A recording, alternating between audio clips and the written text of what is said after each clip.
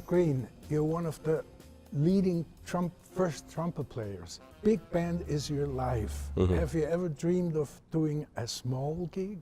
No, that's not really where, I mean, I love it, but it's not really where my abilities lie more in playing a big band. Big band. How do you keep fit as a trumpet player? Because first trumpet is a hell of a job.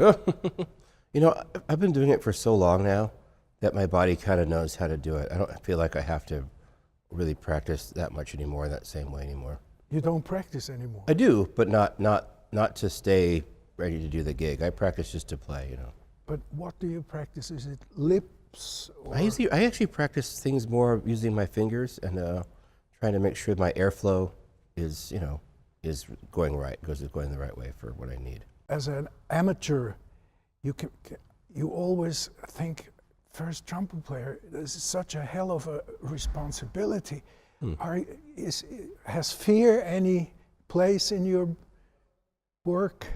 I mean, I guess I don't know if I would say fear anymore. I think we get excited, you know, we get excited about things. I think if someone's hiring you for what your forte is, then it's less fear, you know, less fear and more excitement. Yeah. You know, and if they're trying to hire you for some music that's not suited for you, then you can suggest someone else, you know. Styles of music is no problem for you? Oh, we love it. That's our thing, you know. That's our improvisation. That's our skill, you know, is to learn how to play different styles, you know. And what is your favorite style? I like so many things now. It's hard to pick just one. Yeah. You know, I think everyone likes the Count Basie, Duke Ellington style, Right. you know, of course. What do you think about music business today?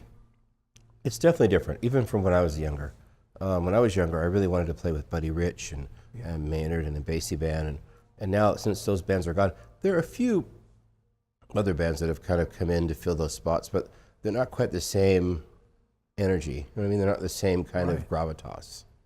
You know? And so I think, you know, it's just trying to find your way with what there is to do that's fun. I think it has not changed to the better. But you know, it's funny, when I was younger and I was in college, everybody said how horrible it was.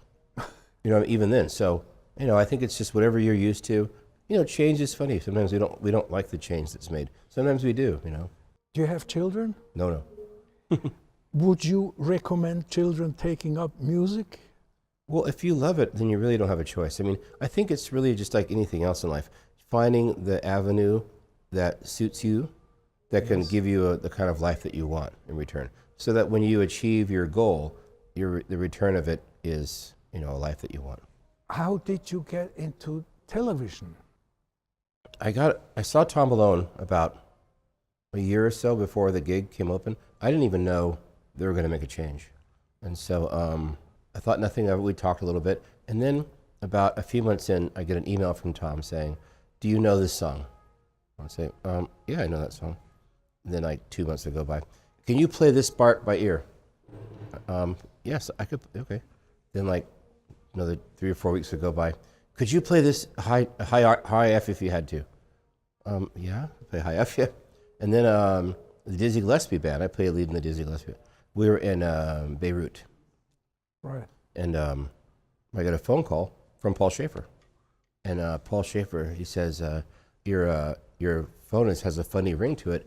Where are you? I said, I'm in Beirut. And he said, "What are you doing in Beirut?" I said, "I've been asking myself that since we landed." The hotel, there's still bullet holes in the walls of the hotel. It was like in one of the hotels that next to ours had been blown up and hadn't been built, so it was, you know, dodgy. But we talked on the phone for maybe 5 minutes, and he scheduled me to come in like that next week. And so your audition for the show is no audition. Your audition is you're on TV.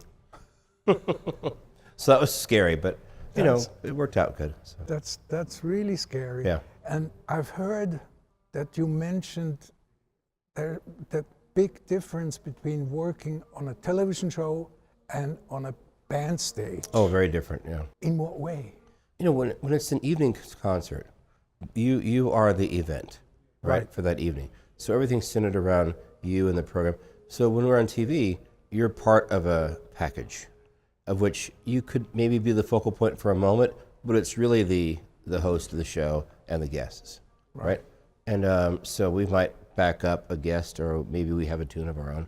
But it's really just about we're a part of a component of this thing, and so everything, there's more moving parts. You know what I mean? So it's, you know, we're less of an important feature, but very, very important because there's so much stress around it. You know. What do you prefer, television work or concert work? Yeah. Well, we know the answer pay-wise, but do I like playing jazz music? And of course, we're in Europe for this week, and I go back to New York for 3 days, and we come back to Europe with Christian McBride's big band. So right. I love it. You know, big band or a Broadway show or anything, studio work, I love it. Do you have an advice for young musicians, let's say trumpet player? I think the trick to that is two things.